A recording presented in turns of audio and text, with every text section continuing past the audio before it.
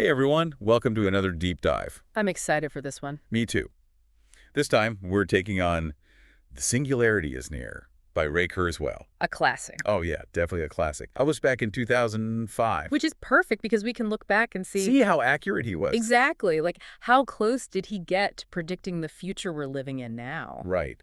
Plus, it's all about AI and the future of technology. Big topics. Huge.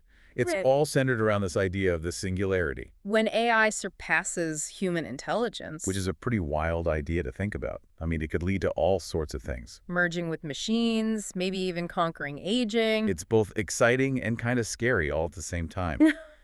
Makes you think. Definitely. And Kurzweil's whole argument is based on this idea called the law of accelerating returns. So technology doesn't just improve gradually, it explodes exponentially. Exactly. Think about how much more powerful your phone is now compared to, like, 10 years ago. Oh yeah, it's crazy. My phone can do more than my computer could back then. Exactly.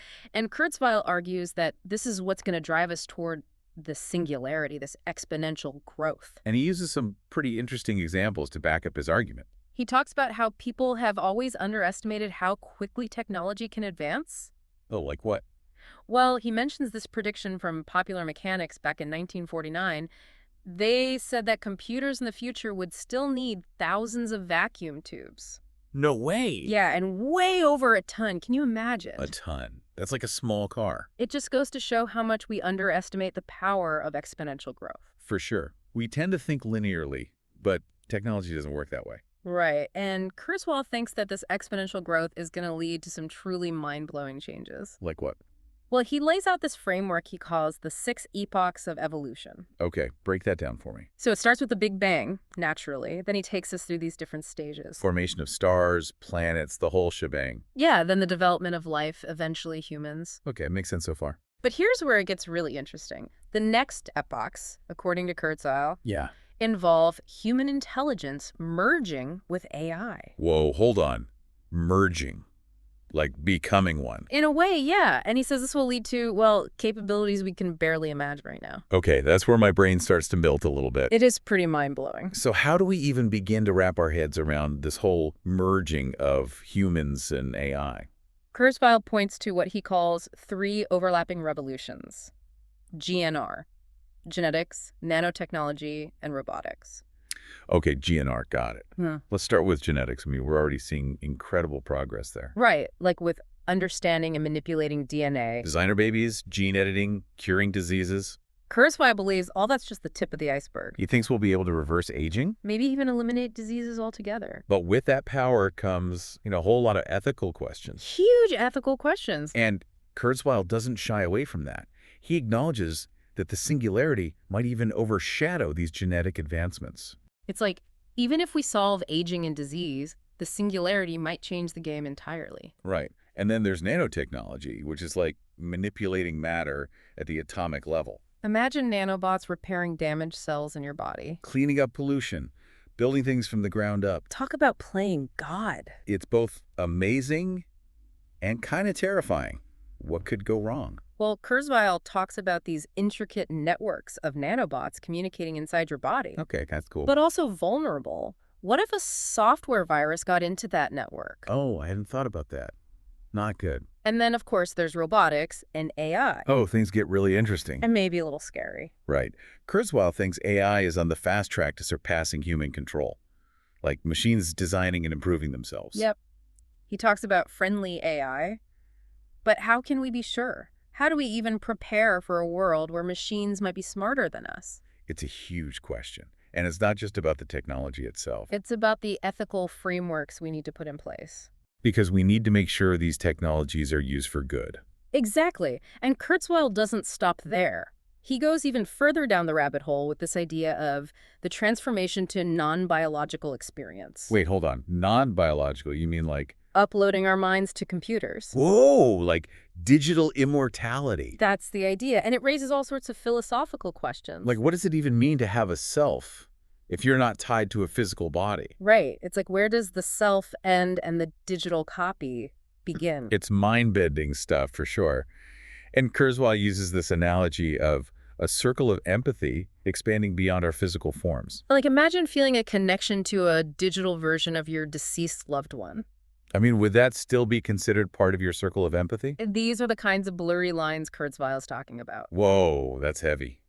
No wonder this book has become such a classic. It really makes you think about the nature of reality, consciousness, and what it even means to be human. Totally. And while digital immortality might sound like science fiction, Kurzweil argues it's a natural progression of our desire to overcome our limitations. It's like we've always been pushing the boundaries of what's possible. And he sees this as the next big leap. But of course, there are risks involved with any powerful technology. Right. Kurzweil is just some blind optimist. He acknowledges the downsides, especially when you consider things like biotechnology and nanotechnology in the wrong hands. Like bioengineered viruses, Yeah, self-replicating nanobots going haywire, existential threats, for sure. things we need to be thinking about now. Absolutely. He's not saying, hey, just sit back and wait for the singularity to happen. He wants us to be actively involved in shaping it. To steer it towards a positive outcome, not a negative one. Okay, so it's not just about predicting the future, it's about actually creating it. Exactly. But that's a whole other conversation. One we'll be getting into in part 2 of our deep dive. It's a big responsibility, right? Shaping the future. I mean, and a lot of it comes down to how we handle this whole AI thing. Yeah. Kurzweil spends a lot of time in the book talking about intelligence and consciousness. Which is where things get really deep, right? He actually predicts that machines will eventually become conscious. Whoa, hold on. Conscious? Like, they'll actually be able to think and feel like humans? That's what he's suggesting. Pretty radical, huh?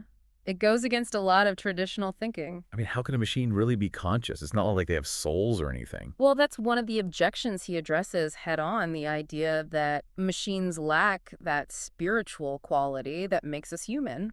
And there's the whole argument that the human brain is just too complex, too unique to be replicated. Right. But Kurzweil challenges those assumptions. He suggests that maybe consciousness isn't this mystical thing. But an emergent property of complex systems. Exactly. It could arise from a biological brain or a sophisticated artificial one. So it's not about the material itself, it's about the level of complexity. That's the idea. And you know what's even crazier? What? He throws out the possibility that the universe itself could become conscious at some point.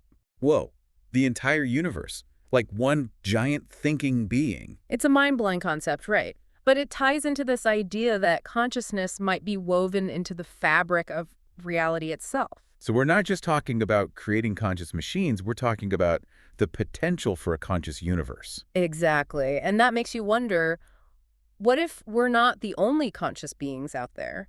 What if the universe itself is waking up? Okay, now we're getting into some serious science fiction territory. I know, right? But that's what makes Kurzweil so fascinating. He's always pushing the boundaries of our thinking.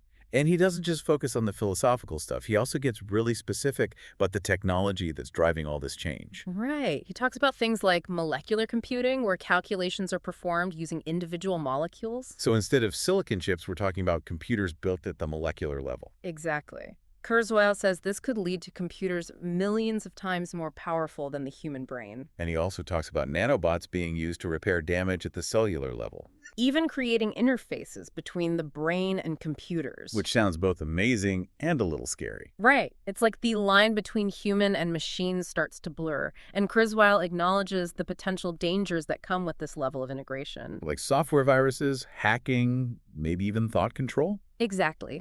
It raises some serious questions about privacy and security in a future where technology is so deeply integrated into our bodies and minds. It's like a whole new set of ethical challenges that we haven't even begun to grapple with. And it's not just the technological challenges, right?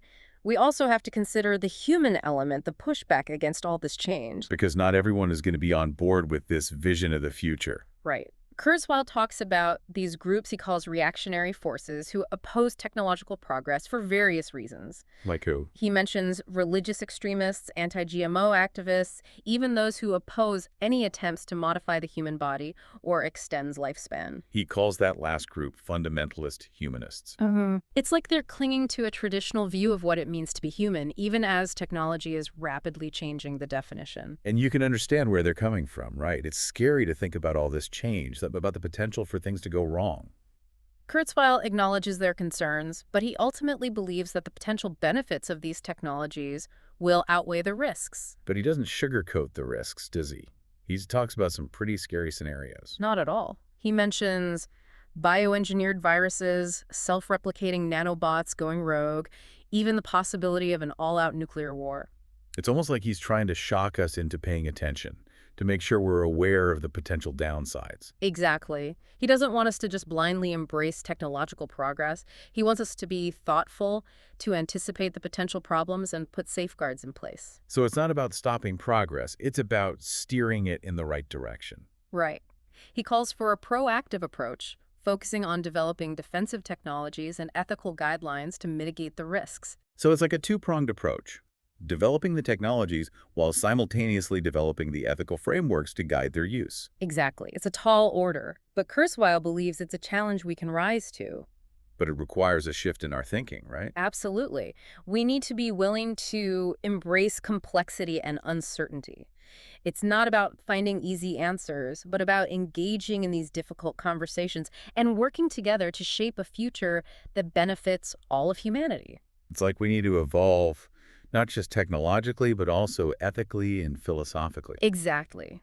We need to be prepared for a world that's vastly different from anything we've ever known. And a big part of that is understanding how intelligence works. In both humans and machines, we need to delve into the very nature of thought, learning, and consciousness. If we want to guide the development of AI in a responsible way, It's not just about building smarter machines. it's about understanding what intelligence really is and what it means to be human in a world where the boundaries between human and machine are becoming increasingly blurred. And that's a deep dive in itself. It's just a deep dive. And, one of the things that really stood out to me was how Kurzweil sees this whole thing as like a continuation of evolution. Yeah. He talks about how life on Earth started with simple organisms and gradually became more complex, Right. leading to us. And he sees technology as the next step in that process. It's a pretty profound idea when you think about it. It's not just that we're creating machines, but that we're playing a role in the evolution of intelligence itself. We're not just creating technology, we're co-creating with evolution. Exactly. And Kurzweil even suggests that this evolution of intelligence might not be limited to Earth. Oh, you mean like, He talks about spreading intelligence beyond our planet, seeding the cosmos with new forms of consciousness. wow, so we're not just talking about the future of humanity, we're talking about the future of intelligence in the universe. That's Kurzweil's vision. It's a grand vision, for sure. It makes you feel kind of small, like we're just a tiny part of something much bigger. It is humbling, isn't it? But also exciting. It means we have the potential to be part of something truly amazing. Okay, so we've talked a lot about these big mind-blowing ideas. Yeah. But what does all this mean for us here and now? How can we prepare for this future that Kurzweil describes? Well, he emphasizes the importance of lifelong learning, of constantly updating our skills and knowledge. Because the world is changing so fast. Exactly. The ability to adapt is going to be crucial in this new landscape. We need to be flexible, open to new ideas, and willing to learn new things throughout our lives. It's like we need to become masters of learning how to learn. Right. And Kurzweil is also a big advocate for taking care of our physical and mental health. Makes sense. Got to stay healthy if we want to live long enough to see all these incredible advancements. Exactly. He believes that as we develop more advanced medical technologies, we'll be able to extend our lifespans significantly, maybe even achieve a form of immortality. Sign me up for that. Yeah. But even if we don't achieve immortality in our lifetime, Kurzweil's vision of the future is incredibly inspiring. It's a future filled with possibilities where technology empowers us to solve problems, explore new frontiers, and push the boundaries of what's possible. But it's also a future that requires responsibility, foresight, and a deep understanding of the ethical implications of our actions. We have to be mindful of the risks and work together to create a future that benefits everyone, not just a select few. So the singularity isn't something that just happens to us, it's something we create. Exactly. The choices we make today will determine what kind of future we build. So as we wrap up this deep dive into the Singularity Is Near, what final thoughts would you leave our listeners with? I'd say, stay curious, keep learning, and don't be afraid to dream big. The future is full of amazing possibilities. Let's work together to make those possibilities a reality. Beautifully said. Thanks for joining us on this deep dive, everyone. It's been a wild ride, and we can't wait to explore more fascinating topics with you in the future.